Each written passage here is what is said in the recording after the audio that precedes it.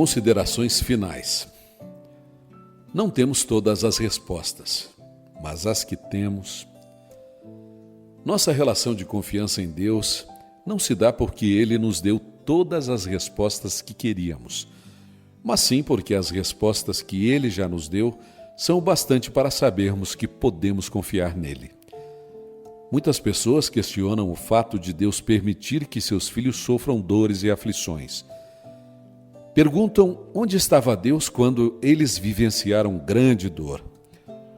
Costumo responder a essa pergunta dizendo que Ele estava no mesmo lugar em que também esteve quando seu filho foi crucificado. Quando Jesus estava pendurado na cruz, muitos disseram que se Ele realmente fosse o Filho de Deus, deveria descer da cruz ou nem mesmo nela estar. Afinal, se Ele era o Filho de Deus, não fazia sentido que Deus permitisse todo aquele sofrimento. E sendo Deus o seu Pai, deveria socorrê-lo, bem como punir os que o maltrataram.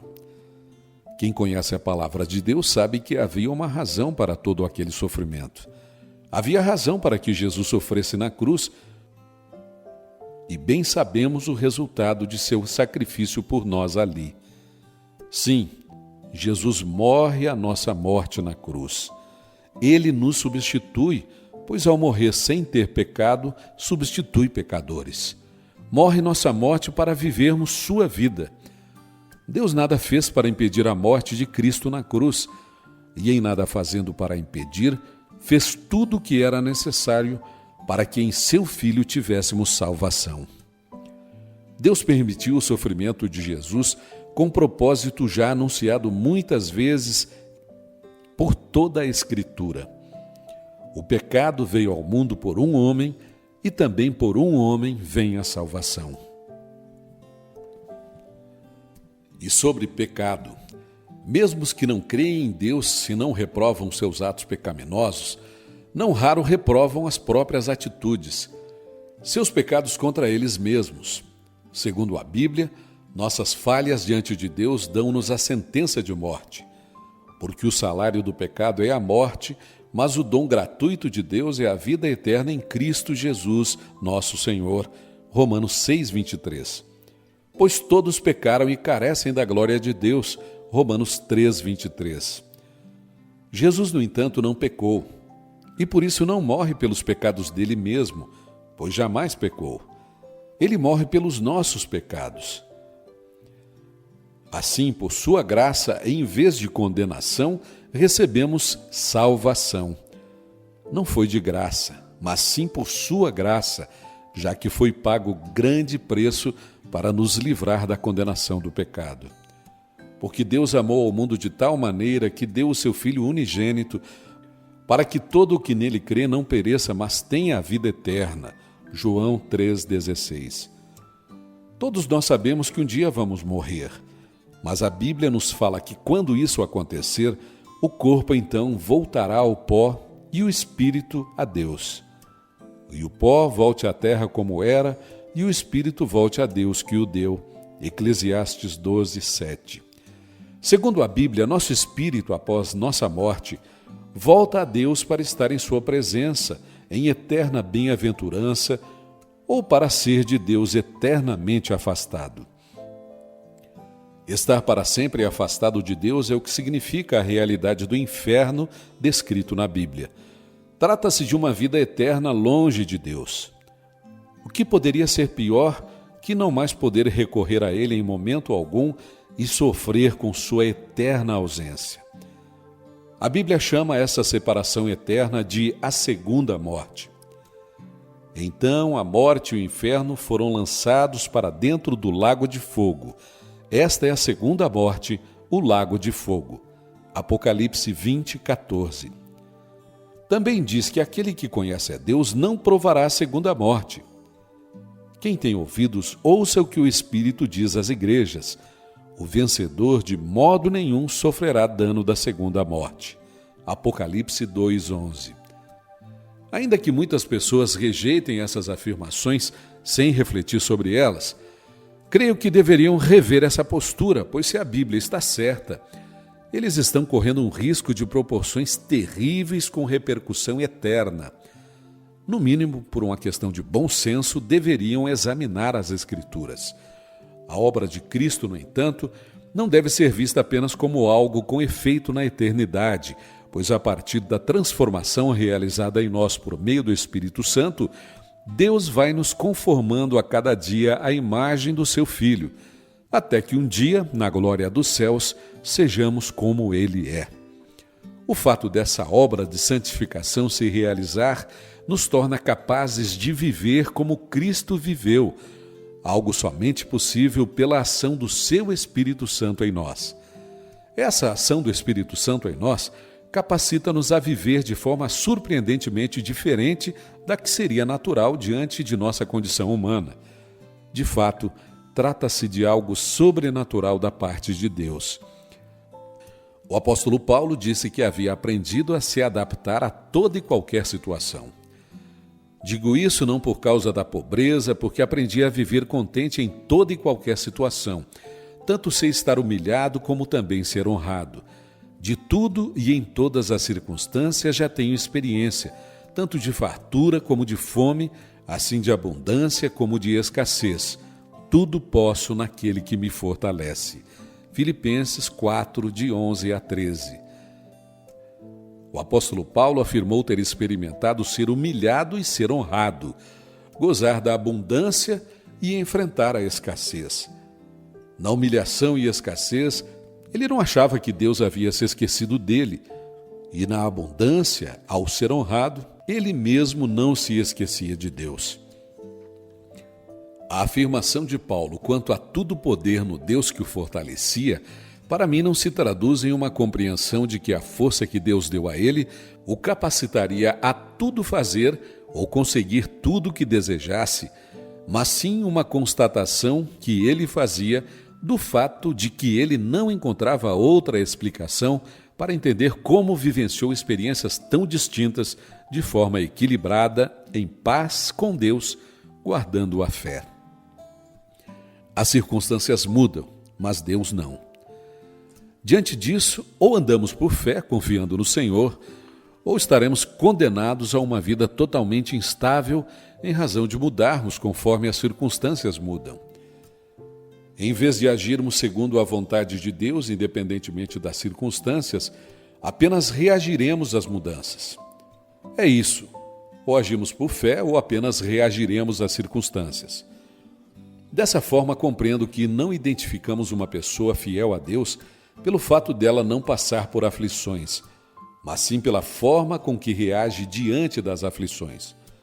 Não sugiro com isso que o servo fiel não vá deixar transparecer sua dor, como é natural a um ser humano em sofrimento, com lamentos, pranto e perplexidade às vezes, mas sim que o servo fiel a Deus, por ele capacitado em meio a dificuldades a permanecer firme em Cristo, terá a serenidade, paz e equilíbrio só possíveis pela ação do Espírito Santo de Deus, que em nós gera o seu fruto, o qual, entre outras manifestações peculiares a ele, produz o domínio próprio. A forma de reagir é diferente graças à diferença que o Espírito Santo faz em nós. É sobrenatural, pois a reação natural seria guiada pelo coração que não confia em Deus e contra ele se revolta, se rebela. Observemos o que Jesus nos falou quando comparou alguém que ouvia e praticava a palavra a alguém que construiu uma casa sobre a rocha.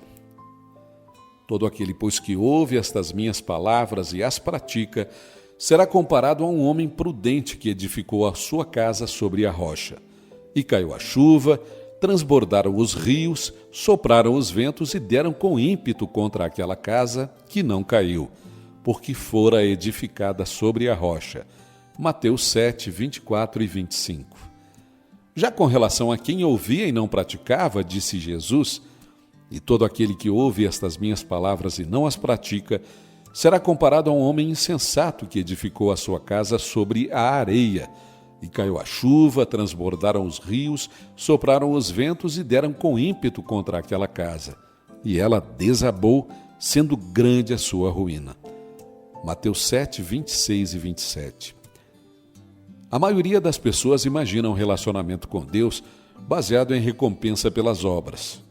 Assim entendo que, no caso de quem ouve e pratica, seria injusto que tal pessoa sofresse da mesma forma que aquele que ouviu e não praticou. No entanto, disse Jesus que no mundo teremos aflições. Todos que estão nesse mundo por algum momento terão aflições. Ou as sofrerão, ou verão pessoas que amam sofrerem, o que lhes trará sofrimento também. E não se apressem de forma alguma repreender tudo o que poderia acontecer como resultado dessa afirmação, pois não há como viver nesse mundo sem enfrentar sofrimentos. A questão, portanto, não é se teremos ou não sofrimentos nessa vida, mas sim em como enfrentaremos os sofrimentos dessa vida ou como reagiremos a eles. Todos estamos juntos e solidários no sofrimento humano. Estas coisas vos tenho dito para que tenhais paz em mim. No mundo passais por aflições, mas tende bom ânimo. Eu venci o mundo. João 16:33. Quem tiver sua vida alicerçada sobre a rocha poderá resistir à tempestade, não por ser diferente ou melhor do que os demais, mas por causa daquele em quem alicerçou a sua vida. Quando digo alicerçou a vida, não estou sugerindo algo subjetivo e abstrato. O texto bíblico afirma que aquele que ouviu e praticou, com isso alicerçou sua casa sobre a rocha. Com a graça de Deus, ouvir e praticar fortalecem a nossa fé e evidenciam nossa confiança em Deus, pois se não cremos no que ouvimos, por que nos esforçaríamos para pôr em prática? Quem ouve e pratica não adquire com isso o direito a não sofrer as aflições dessa vida e assim assumir uma condição diferenciada em relação aos demais nesse mundo.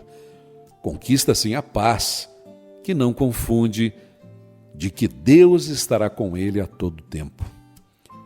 Lembremos do que disse o salmista Davi: ainda que eu ande pelo vale da sombra da morte, não temerei mal nenhum, porque tu estás comigo. Salmos 23:4. Vale considerar aqui que aquele que escreve esse salmo é o rei de Israel. Ele tinha todo um exército sob seu comando. Mas nesse salmo, coloca-se na posição de uma ovelha que, em meio a uma situação de ameaça real e medo, não confia em si, mas tão somente no pastor. A razão objetiva de Davi para não temer não era pelo fato de ser ele um rei, guerreiro hábil e vitorioso, mas sim a certeza da presença do bom pastor com ele. Mas estaria ele realmente presente? Às vezes questionamos a realidade da presença de Deus conosco. Às vezes não o sentimos perto de nós. Não me parece algo absurdo, pois o profeta Isaías chegou a dizer: verdadeiramente tu és o Deus que te ocultas, o Deus de Israel, o Salvador. Isaías 45:15. De fato, às vezes, durante tempos de luta, temos a sensação de que Deus nos abandonou, está longe e não nos ouve. Mas nosso relacionamento com Ele não pode nem deve se basear no que sentimos, pois a própria palavra de Deus nos alerta para o fato de que nosso coração é terrivelmente enganoso. Mesmo que não sintamos Deus próximo de nós, confiemos em Sua palavra que diz: e eis que estou convosco todos os dias até a consumação do século. Mateus 28:20. Ele está conosco todos os dias, sejam eles bons ou maus aos nossos olhos. E enquanto Ele não nos diz o que devemos fazer com relação à dificuldade que estamos enfrentando, peçamos a Ele que nos capacite a viver o que Ele já nos ensinou através de Sua palavra. Eis um alvo nobre a ser perseguido, a saber, viver tudo o que dele já aprendemos. Mas chegou a hora de cessar de escrever. Reconheço que já disse muito, embora não tenha dito tudo. Não neguei às páginas desse livro meus sentimentos mais profundos, nem minhas convicções mais fortes. Me animou a escrevê-lo a viva esperança que Deus possa de alguma forma usá-lo para abençoar alguém. Falar sobre certos temas foi muito doloroso para mim, mas acreditei que todo sacrifício valeria a pena para tentar transmitir o que entendia, Deus me trazia à mente e o coração para que eu compartilhasse. Foi com lágrimas nos olhos que narrei muitos fatos por crer que eles poderiam ajudar os que choram. Sorri ao descrever outros, crendo que eles poderiam levar ânimo ao cansado e encorajamento ao abatido. De mim mesmo, nada tinha para oferecer, por isso fiz o que tantos já haviam feito por mim. Reparti o que de Deus recebi, pedindo a Ele que na vida dos que recebessem o pouco que compartilhei se tornasse em muito. Não se preocupe em lembrar das muitas histórias que conto de minha vida nesse livro, mas, por favor, jamais esqueça quem foi o autor de toda ela, muito antes que sequer eu nascesse. Afinal, como disse o salmista, e do teu livro foram escritos todos os meus dias, cada um deles escrito e determinado, quando nenhum deles havia ainda. Salmo 139, 16. Ora, apenas o vejo a escrever, ora ele me convida a escrevermos juntos. Estou ansioso pelas próximas páginas. Reconheço que de Deus recebi o que não mereço. Reconheço também que Ele não me deu o que eu merecia. Falo da graça e da misericórdia que me fortalecem a cada dia. Até que Ele venha ou me chame à sua presença, terei vivo na memória o que me pode dar esperança. Sobre isso cantarei, falarei e me empenharei por viver com a ajuda de Deus e de sua igreja pelo resto dos meus dias. Você vem comigo? Walter Júnior.